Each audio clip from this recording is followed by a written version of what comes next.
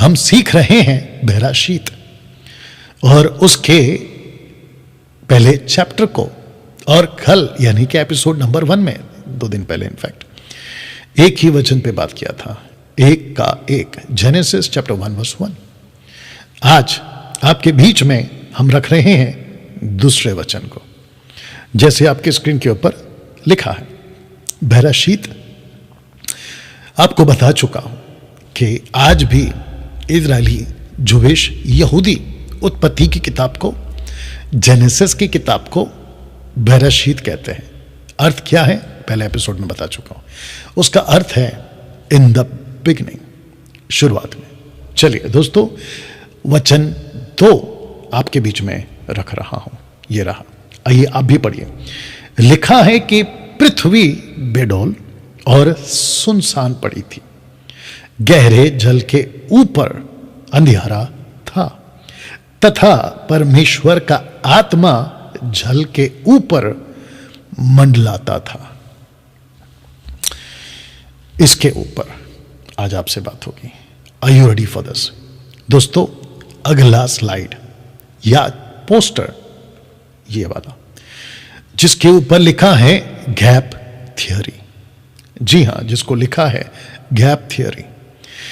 मसीह समाज में कई सदियों से उत्पत्ति 1, उत्पत्ति 1 का 2 और उत्पत्ति 1 का 3, ये जो तीनों स्क्रिप्चर्स वचन आपके बीच में रखे हैं, खास करके वचन 2 जिसके ऊपर आज हम सीखेंगे, इसको लेकर तरह तरह की और कई प्रकार की टीचिंग, शिक्षाएं दी जा रही हैं।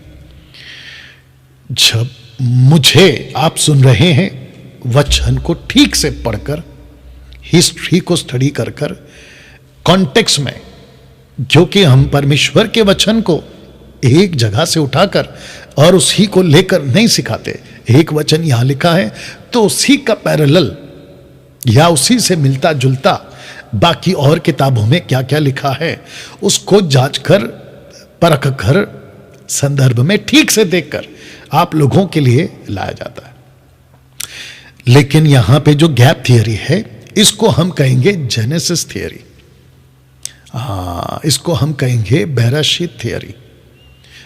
प्रश्न उठता है, बहुत ध्यान से सुनिएगा, प्रश्न उठता है, क्या वाकई में पहली पृथ्वी 1 का और तीसरी पृथ्वी 1 का 3 के बीच में जो बीच की जो वचन 2 है, क्या वाकई पृथ्वी बिगड़ गई थी? जो कि ये वाला वचन पढ़ा था आपने। इसको फिर से पढ़ते हैं ताकि आप कनेक्ट हो जाएं। लिखा है कि पृथ्वी बेडौल, सुनसान पड़ी थी, गहरे जल के ऊपर अंधियारा था, तथा परमेश्वर का आत्मा जल के ऊपर मंडलाता था। तो इन तीनों वचनों को एक साथ रखते रहो ताकि आपको बिल्कुल साफ पिक्चर दिखाई दे सके। तो वचन 1 को पढ़ते हैं। लिखा है कि आदि में परमेश्वर ने आकाश और पृथ्वी की सृष्टि की। वाह! वचन 2 पढ़वा चुका हूं, वचन 3 को पढ़ लेते हैं। तब परमेश्वर ने कहा उजियाला हो, तो उजियाला हो गया। अब इस गैप थियरी को समझने के पहले मैं चाहता हूं आपको ये स्लाइड दिखा दूं जहां पे लिखा है कि गैप थियरी को लेकर 3 धारणाएं हैं मसीह समाज में। पहला, कुछ लोग कहते हैं नो गैप थियरी, दूसरा कहते हैं मिलियंस ईयर गैप थियरी, और तीसरा है थाउजेंड्स ईयर गैप थियरी, और जिसको मैं मानता हूं, इसलिए ये रेड स्टार मैंने वहां पे डाला। मिलियंस ईयर गैप थियरी नहीं है, नहीं है साहब, ये 1000 ईयर गैप थियरी हो सकती है। ओके, क्योंकि बिब्लिकल है। पतरस कहता है कि 1 दिन 1000 दिन के बराबर, तो ऐसे हम उसको कनेक्ट करेंगे। लेकिन इसके ऊपर मैं वापस पीछे आ रहा हूं। वचन 1 को फिर से पढ़िएगा। लिखा है कि आदि में परमेश्वर ने आकाश और पृथ्वी की सृष्टि की। जब परमेश्वर किसी चीज को बनाता है, पूरा बनाता है, परफेक्ट बनाता है। लिखा है कि बेढोल और सुनसान पड़ी थी, दूसरे वचन में। ऐसे नहीं बनाता है, ऐसे नहीं बनाता। मैं कुछ स्क्रिप्चर्स भी आपके बीच में रखूंगा, तो सबसे पहले आपके दिमाग में एक बात डाल लो, आप जब बाइबल को पढ़ते हैं, हमारा परमेश्वर वो है जो बातों को पूरा करता है। उसने अगर कहा लाजर जिंदा होगा, मतलब होगा, और जब उसने आवाज लगाई तो लाजर आधा मुर्दा आधा जिंदा ऐसा नहीं आया, लिखा है कि बिल्कुल ठीक आया। उसको कहा खाना खिलाओ, वो खाना खा सकता था। उसकी जो अतड़ियां हैं, अंदर का जो सिस्टम है, वो पूरी तरह से परफेक्ट था। उसकी आंखें, उसके कान, उसके शब्द, उसके सब क्षमताएं बिल्कुल ठीक थी। इसलिए तो लिखा है कि जब उसने पुकारा तो उसने सुना और वो बाहर आया। जब यीशु 5000 की भीड़ को खाना खिलाता है तो सबको खिलाता है। बाइबल बिल्कुल साफ कहती है सब खाकर तृप्त हो गए थे, सब खाकर तृप्त हो गए थे। और बची रोटियां 12 टोकरियां, जो खाना बच गया था 12 टोकरियां। तो परमेश्वर कभी भी आधा काम नहीं करता, इसको दिमाग में डाल लीजिएगा। तो जिसके चलते ये 3 थियरी आज मसीह समाज में चल रही है, लेकिन मैं तीसरे वाले के साथ में हूं और मैं आपको आगे कनेक्ट भी करता चलाऊंगा ना। वचन एक एक में चित्र के साथ आपके बीच में मैंने रखा। आदि में परमेश्वर ने आकाश और पृथ्वी की सृष्टि की, बिल्कुल साफ है, इंग्लिश में लिखा है in the beginning God created the heavens and the earth. बिल्कुल साफ है। जब परमेश्वर ने बनाया तो बिल्कुल एक्यूरेट बनाया, उसमें कुछ भी गलत नहीं था। अब प्रश्न उठता है, यहां पे 2 बातें हैं। आपको मैंने 2 चित्र के सहारे से आपको मैंने समझाने के लिए ये चित्र को रखा है। ऊपर है स्वर्ग, क्योंकि इंग्लिश में जो ट्रांसलेशन आया आकाश को, वो आया है हेवेंस, या ये प्लूरल फॉर्म है हेवेंस, आगे कनेक्ट करूंगा। और नीचे है अर्थ, पृथ्वी। तो जब परमेश्वर ने बनाया तो सबसे पहले आकाश को बनाया, यानी कि हेवेंस को बनाया, उसके बाद में उसने पृथ्वी को बनाया। तो मेरा प्रश्न उठता है, आकाश यानी कि हेवेंस को कब बनाया? पद 2 के पहले, पद 2 के पहले मैं आपके बीच अय्यूब की एक बात को रख रहा हूं, जो परमेश्वर अय्यूब से बात करते वक्त में कर रहा है। अय्यूब की पुस्तक 48वां अध्याय और वचन 7, the book of Job chapter 38 verse 7 लिखा है कि जबकि भोर के तारे एक संग आनंद से गाते थे और परमेश्वर के सब पुत्र जय जयकार करते थे। भोर के तारे को मैंने नीचे अंडरलाइन किया है। क्यों?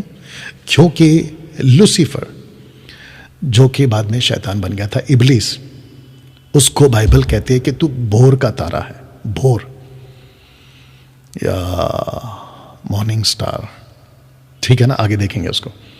लिखा है कि उसके तारे, यानी कि उसके 1/3 एंजल्स जो पृथ्वी पर उसके साथ थे, लेन देन कर रहे थे। मैं कनेक्ट करूंगा, लेन देन से आपको कुछ याद आ गया होगा, ठीक है ना। फिर लिखा है कि परमेश्वर के सब पुत्र जो ऊपर स्वर्ग में रहते हैं। इसको रखकर एक चीज और कनेक्ट कर देता हूं, आपके लिए अच्छा होगा। जब आप बाइबल को पढ़ते हैं तो परमेश्वर ने आपके हिसाब से, मेरे हिसाब से बाइबल को नहीं लिखा, बल्कि परमेश्वर ने अपने हिसाब से बाइबल को लिखा है। तो जब हम बाइबल को पढ़ते हैं ना, तो दिमाग में यह रखना है कि परमेश्वर ने अपने तरीके से अपने वचनों को लिखा है।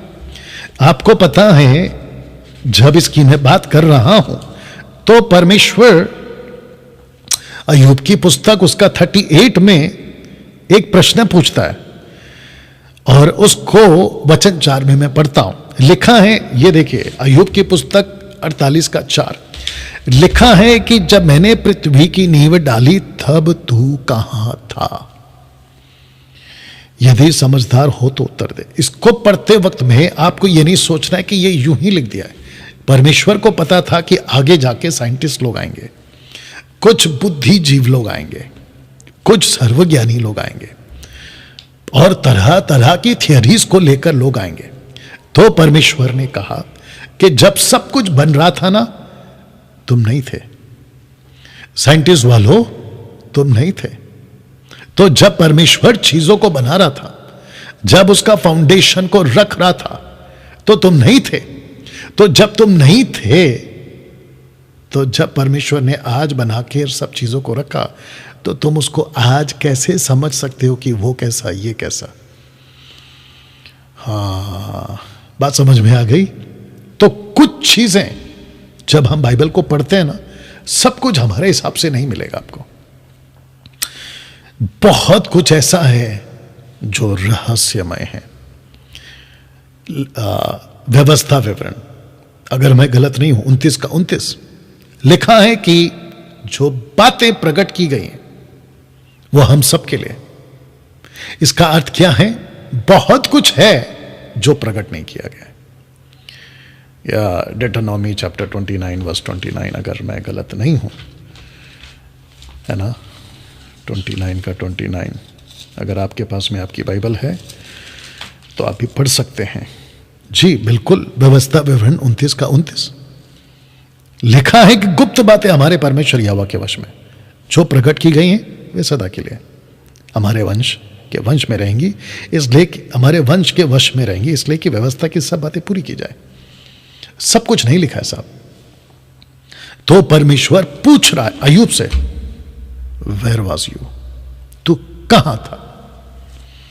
तो जितने बाइबल को लेकर, वचन को उठाकर, नॉट क्राइस्ट फॉलोवर, बाहर वाले जो सवाल उठाते, अगर ये वीडियो की लाइन आप देख रहे हैं स्टडी की एपिसोड नंबर 2 की, तो मेरा सीधा सवाल आपसे, तुम कहां थे? परमेश्वर पूछ रहा है वचन 4 में, 38 का 4 में, अय्यूब तू कहां था जब मैं सब कुछ को बना था? ओके, इसके ऊपर फिर से वापस आते हैं। तो आकाश यानी कि हेवंस को जब बनाया तो प्रश्न उठता है कि कब बनाया? क्योंकि 6 दिन की सृष्टि में first day, second day, third day, fourth day, fifth day, sixth day, परमेश्वर के, अभी जो कि मैं रखूंगा आगे जाके, आई थिंक एपिसोड नंबर 3 में रखूंगा मैं उसको, परमेश्वर ने उसमें कुछ भी आकाश की, हेवंस की, एंजल्स भी की, कुछ भी सृष्टि नहीं की, नहीं की। बहुत डिफरेंट बाइबल की बातें आपके बीच में रख रहा हूं, जिसको हम सदियों से, जिसको हम सालों से, 1, 2, 3 डेकेड से पढ़ रहे हैं। मैं कम से कम 2 डेकेड से भी ज्यादा पढ़ रहा हूं इस बात को। लेकिन अब जब उसकी गहराई में जा रहे हैं तो कुछ उठकर पवित्र आत्मा क्या कर रहा है, उसकी रहस्य की बातों को जो वही वचन में, उसको उठा उठा कर हम तक दिखा रहा है। और मैं उसको पूरी तरह से डिजाइन कर कर आप समझ सके, छोटा बच्चा तक समझ सके, ऐसे तरीके से आपके बीच में रख रहा हूं। तो दोस्तों, आकाश यानी कि हेवंस कब बनाया? Question mark. पद 2 के पहले उत्पत्ति 1 का 2, इसको मैं आपके बीच में फिर से पढ़ूंगा क्योंकि गैप थ्योरी को समझना जरूरी है, जिसको मैंने नाम दिया है जेनेसिस थ्योरी, बेराशीत थ्योरी। लिखा है कि पृथ्वी बेडौल सुनसान पड़ी थी, गहरे जल के ऊपर अंधियारा था तथा परमेश्वर का आत्मा जल के ऊपर मंडलाता था। तो लिखा है कि बेडौल और सुनसान, इसको हम पढ़ेंगे ओरिजिनल ट्रांसलेशन में, जिसको कहते हैं हिब्रू, इब्रानियों की अनुवाद में। लिखा है तोहू वा बोहू, जिसको हम सीधा बोल सकते हैं तोहू बो, वह जो है एंड यानी कि और, उसमें आता है, और जिसका अर्थ है उथल पुथल। वाह, आपने कभी उत्पत्ति 1 का 2 को ओरिजिनल मैन्युस्क्रिप्ट यानी कि हिब्रू में पढ़ा था, जिसका ट्रांसलेशन है, जिसको मैंने नीचे अंडरलाइन किया है कलर में, लिखा है तोहू व बोहू। प्रोनाउंसिएशन आगे पीछे हो सकता है, लेकिन इसको ये कहते हैं तोहू व बोहू, जो भी है, जिसका अर्थ है उथल पुथल। और यहां पे परमेश्वर कहता है कि एक एक में, आदि में परमेश्वर ने आकाश और पृथ्वी की सृष्टि की। तो जिस सृष्टि को किया वो तो हु बहु कैसे हो गया, उथल पुथल कैसे हो गया, या तहु बहु ऐसा कुछ होगा शायद, अनुवाद। Wonderful Jesus. मेरा फिर सवाल है, कैसे हो गया उथल पुथल? और ये सब हो गया बेडौल, सुनसान, अंधियारा, और फिर लिखा है कि आत्मा को आना पड़ा, और फिर पूरा का पूरा पृथ्वी पानी पानी हो गया। अगर परमेश्वर ने सृष्टि की है तो यह पानी पानी कैसे हो गया? अगर परमेश्वर ने सृष्टि की है तो उथल पुथल कैसे हो गया? तो बहु कैसे हो गया? जबकि ये वचन को पढ़ते हैं, यिर्मयाह की पुस्तक उसका 4:23 लिखा है कि मैंने पृथ्वी पर देखा, वह सुनसान और सुनी और सुनसान पड़ी थी, और आकाश को उसमें कोई ज्योति नहीं थी। मैंने पहाड़ों को देखा, वो हिल रहे थे, सब पहाड़ियों को कि वे डोल रही थी। फिर मैंने क्या देखा कि कोई मनुष्य भी नहीं था, सब पक्षी भी उड़ गए थे। ये कब हुआ? लिखा है कि कोई पक्षी भी नहीं था, तो ये सब कब हुआ? सोचने की बात है दोस्तों, या सोचने की बात है। कितने लोग समझ रहे हैं अभी तक? गैप थ्योरी के कॉन्सेप्ट में मैं हूं अभी तक ना। किंग जेम्स वर्जन 1:28 को मैंने इसलिए रखा है KJV वर्जन को, ताकि मैं आपको ठीक से समझा सकूं। And God bless them and God said unto them be fruitful and multiply. अब जरा ये लाल येलो वाला पढ़ना, जिसको मैंने अंडरलाइन किया हुआ है। लिखा है and replenish the earth, replenish the earth. ये रीप्लेनिश क्या होता है? यह तो होना चाहिए था कि प्लेनिश द अर्थ, लेकिन ये रीप्लेनिश क्या है? ओके डैनियल भाई, ऐसा हो सकता है कि एक उठाकर या एक ऐसा वर्ड को लेकर जो रीप्लेनिश लिखा है, आप उसको ये कैसे कह सकते हो कि पृथ्वी बेडौल थी? ठीक है, आपको इसका दूसरा एंगल देता हूं। Are you ready for this? आप जानते हैं कि पहली पृथ्वी को परमेश्वर ने नाश किया। दूसरे शब्दों में नूह के द्वारा परमेश्वर ने पृथ्वी को नाश किया। जानते हो, जब नूह चैप्टर 9 में वर्स 1 में उस बोट से यानी कि जहाज से बाहर निकला, तो परमेश्वर ने क्या कहा? वही शब्द फिर आया। लिखा है कि फिर परमेश्वर ने नूह उसके पुत्रों को आशीष दी, उनसे कहा कि फूलो फलो बढ़ो और पृथ्वी में भर जाओ। अब आप देखो नीचे क्या लिखा है, एंड रीप्लेनिश द अर्थ। तो यहां पे भी रीप्लेनिश है और यहां पे भी रीप्लेनिश है। इसका मतलब यह हुआ कि इस पृथ्वी को यानी कि 1:3 को जब बना रहे थे, तो 1:1 में जो सृष्टि बनाई थी, 1:1 और 1:3 के बीच में कुछ गड़बड़ हुआ है, या कुछ गड़बड़ हुआ है। तब जाकर कहता है रीप्लेनिश, सॉरी यहां पे भी लिखा है रीप्लेनिश। तो जिसके चलते 1:28 और 9:1 लिखा है रीप्लेनिश, रीप्लेनिश। वाह, मैं बहुत ठहराव के साथ जा रहा हूं और बड़े आराम से जा रहा हूं, ताकि आपको बातें समझ आ सके। यह एपिसोड वाइज चलेगा और कितना बनेगा मुझे नहीं मालूम, लेकिन इसका खूब आप जो है आनंद उठाएं और सीखें, बातों को सीखें। ओके ना दोस्तों, जब परमेश्वर सृष्टि को बनाता है तो कैसे बनाता है? यशाया 45:18 क्या कहता है, ये सुनते हैं। लिखा है क्योंकि यहोवा जो आकाश का सृजनहार है वही परमेश्वर है, उसी ने पृथ्वी को रचा और बनाया, उसी ने उसको स्थिर भी किया। अब इसको पढ़ो, उसने यानी परमेश्वर ने उसे यानी कि पृथ्वी को सुनसान रहने के लिए नहीं बनाया, परंतु बसने के लिए उसे रचा था। यह रचा है। वाह,